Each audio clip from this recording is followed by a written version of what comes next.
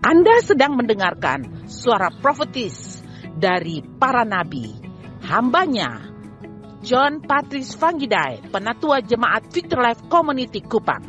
Dengarkanlah dan lakukanlah perintah Tuhan melalui para nabi, maka engkau akan berhasil. Selamat mendengarkan. Baik umat Tuhan, saya mengajarkan kepada kita prinsip-prinsip dalam memberi. Prinsip-prinsip dalam memberi. Bapak Ibu, seringkali pikiran tentang perpuluhan dan persembahan itu sudah mengkotakkan kita sepertinya Tuhan hanya berurusan dengan perpuluhan dan persembahan. Sebenarnya tidak. Tidak ada kaitannya dengan ketika kita bicara soal persembahan, prinsip-prinsip persembahan, jangan berpikir soal persepuluhan atau persembahan. Tetapi mari Bapak Ibu, ada beberapa hal penting yang saya ajarkan. Mengapa memberi persembahan itu penting? Yang pertama, memberi persembahan itu akan mengubahkan saya semakin seperti Tuhan. Ini prinsip yang benar. Katakan, semakin seperti Tuhan. Semakin seperti. Waktu kapan saudara? Waktu kita memberi persembahan. Kita masih ingat ayat yang sangat luar biasa. Yohanes 3:16, Allah begitu mengasihi dunia sehingga dia memberikan putra tunggalnya. Tuhan kita adalah pemberi. Our God is a giver God. Ya. Dia Allah yang memberi. Dia tidak mengambil daripada kita. Dia selalu memberi, the giver. Yang terbaik dia berikan. Jadi saudara yang kasih, kita lihat dari Yohanes 3:16 yang ayat yang sangat klasik untuk kita. Ini memberikan gambaran kepada kita bahwa kita tidak bisa mengasihi tanpa menunjukkan sikap untuk memberi. Orang bisa memberi tanpa mengasihi, tapi orang tidak bisa mengasihi tanpa memberi. Yang kedua, memberi membuat saya lebih dekat dengan Tuhan. Matius pasal 6 ayat 21 berkata, karena di mana hartamu berada, di situ juga hatimu berada.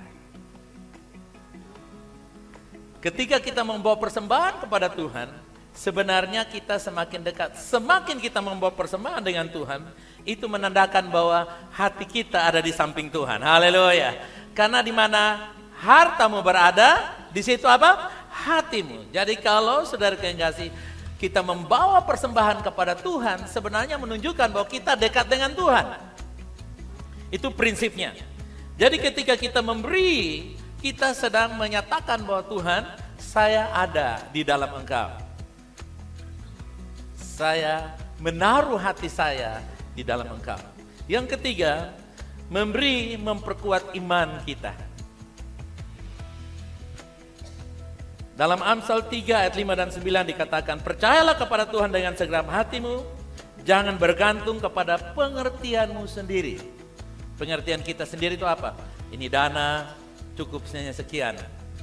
Ini jaga-jaga kalau ada ini dan itu. Itu pikiran kita. Tapi Alkitab bilang, percayalah kepada Tuhan dengan segenap hati. Perencanaan oke, menabung oke, tetapi itu semua bukanlah dasar iman kita. Iman kita percaya kepada Tuhan. Ayat yang ke-9 di situ dikatakan, hormatilah Tuhan dengan kekayaanmu dan dengan bagian terbaik dari semua yang engkau atau yang kamu hasilkan. Jadi memberi memperkuat iman kita. Katakan, memberi memperkuat iman saya. Kemarin waktu saya ikut kebaktian di Victory Life Fair, saya duduk di samping Ibu Messi, kita sama-sama persembahan dijalankan, bla bla bla. Terakhir Ibu Margaret challenge untuk dari Perth akan biayai banyak orang dari berbagai, khususnya dari negara-negara berkembang, beberapa dari Asia, dari Afrika, bisa ikut nanti World Prayer Assembly, ya, pertemuan doa sedunia tanggal 3 sampai 6 Oktober. Ibu Messi lihat saya lihat Messi, Ibu Messi kasih tunjuk $50. Saya kasih. Kita nggak punya uang itu, kasih. Sudah tahu?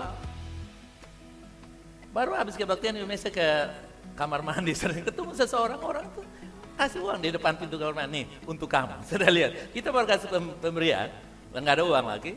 Ketika Messi keluar, orang itu langsung kasih minum, saudara kasih, dan dia, nih untuk kamu. Saudara, memberi itu menyatakan bahwa kita dekat, kuat dengan Tuhan. Amin, saudara. Bilang kiri kanan, jangan takut untuk memberi. Nah, jadi ini bukan soal persembahan dan persepuluhan ya, saudara. Tidak ada kaitan. Ini menguatkan iman kita. Haleluya, amen. Dan kita tertawa aja, saudara kasih. Tuhan itu baik, haleluya. Jadi memberi, saudara yang kasih, dengan cara yang Tuhan berikan, dengan cara yang Dia ingin kita memberi, itu melampaui anggaran atau dana yang kita miliki. Amin, saudara, amin. Jadi saudara yang kasih, mari, iman itu melampaui nilai berapapun, saudara yang kasih. Jadi memberi itu membutuhkan iman, bukan membutuhkan orang kaya, karena banyak orang kaya tidak mampu memberi. Semakin banyak saya memberi, semakin iman saya kuat. Coba katakan demikian. Semakin menahan, semakin lemah. Tapi semakin memberi, semakin kuat. Semakin banyak saya memberi, semakin Dia memberi saya kemampuan untuk memberi. Haleluya. Kenapa orang yang sudah punya banyak, dia memberi dan dia tambah beri banyak? Karena itu prinsip. Semakin memberi, engkau akan diberi. Haleluya. Tapi kalau Anda menahan dan menanti waktunya, waktu untuk memberi tidak akan datang. Segala sesuatu ada waktunya, tetapi waktu untuk memberi Anda yang memutuskan. Mangga ada saatnya berbuah, apel ada saatnya berbuah. Memberi tidak ada musim kecuali Anda yang membuat musimnya. Itu prinsip. Lukas 6 ayat 38. Berilah dan itu akan diberikan kepadamu. Karena dengan takaran yang kamu gunakan itu akan diukur kembali kepadamu. Luar biasa. Kita kasih $50, Messi lihat, oh dia kasih $50, saudara yang kasih. Tuhan itu luar biasa. Tapi kan saudara yang kasih bukan soal nilai, soal bagaimana kita kuat mempercayai Tuhan. Haleluya. Terjemahan lain itu bagus. Bilang begini, berilah dengan sebuah cangkir dan Anda akan diukur kembali dengan sebuah cangkir. Berilah dengan truk pengangkut sampah Kota Kupang, Anda akan diukur kembali dengan berkat yang sama besar yang truk sampah Kota Kupang yang Anda pakai untuk membawa berkat itu. Haleluya. Yang keempat, alasan untuk memberi. Memberi adalah investasi untuk kekekalan. Katakan, memberi investasi kekekalan. Katakan. Memberi adalah investasi. 1 Timotius 6 ayat 18 dan 19. Ini terjemahan hari-hari dalam bahasa Inggris, saya masuk ke dalam bahasa Indonesia. Berilah dengan senang hati kepada yang membutuhkan dan selalu siap untuk berbagi apapun yang Tuhan berikan kepadamu. 19. Dengan melakukan ini, kita akan menyimpan harta sejati kita sendiri di sorga. Itu adalah satu-satunya investasi yang aman untuk kekekalan. Haleluya. Memberi adalah investasi yang paling aman.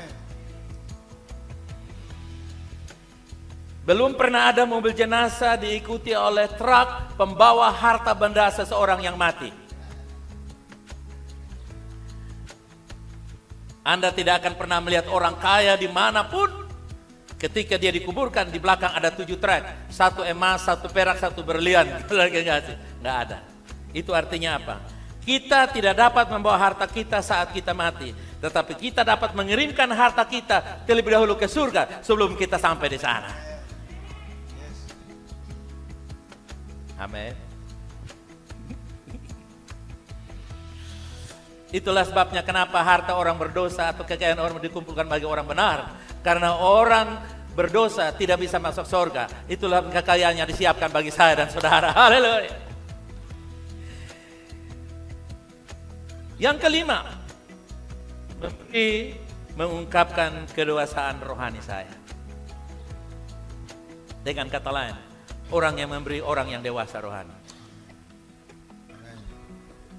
Orang yang sudah biasa memberi dan tidak memberi, ada penyakit rohani, ada koslet rohani, makanya macet memberi.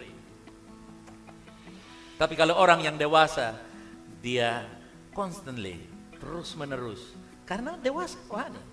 Orang yang dewasa tidak termakan dengan situasi dan keadaan. Keuangan kita di dalam 2 Korintus 8 ayat 7 bagus di terjemahan NIV, saya terjemahkan ke dalam bahasa Indonesia. Tetapi sama seperti kita unggul dalam segala hal, dalam iman, dalam ucapan syukur, dalam pengetahuan, dalam kesungguhan penuh. Lihatlah bahwa kita unggul dalam anugerah memberi ini. Haleluya. Pada akhirnya memberi lebih tentang kedewasaan rohani kita daripada tentang persepuluhan dan persembahan.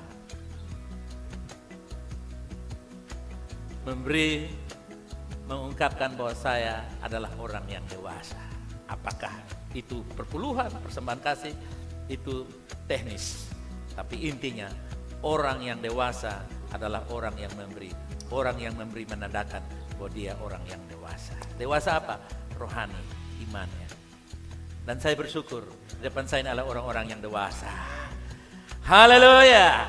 Kita punya dapur kota, bukan dapur rumah tangga, saudara, dapur kota. Itu menandakan bahwa kita punya hati yang luas, kita punya hati yang dewasa. Haleluya. Nah, umat Tuhan, keuangan kita adalah bagian terakhir dari kehidupan pribadi kita yang akan kita lepaskan dalam kepercayaan kepada Tuhan. Artinya begini, dari semua prinsip-prinsip kepercayaan kita kepada Tuhan, uanglah yang atau persembahan kita lah, atau harta yang diberikan kepada Tuhan lah yang akan pada akhirnya menunjukkan siapakah kita di hadapan Tuhan.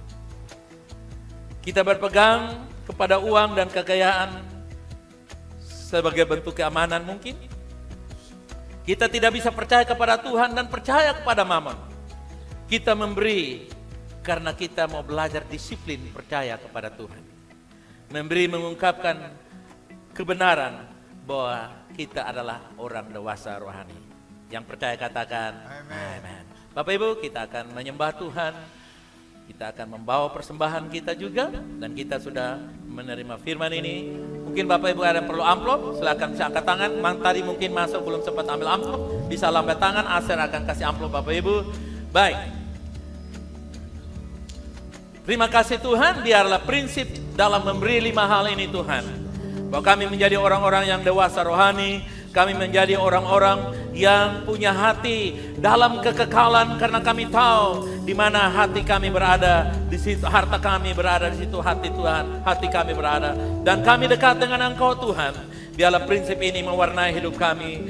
Bahwa Tuhan kami semakin dekat dengan Tuhan. Bahwa Tuhan Engkaulah yang mengubah kami semakin hari semakin serupa dengan Engkau. Ini kami Tuhan, dalam nama Yesus. Mari kita menyembah Tuhan.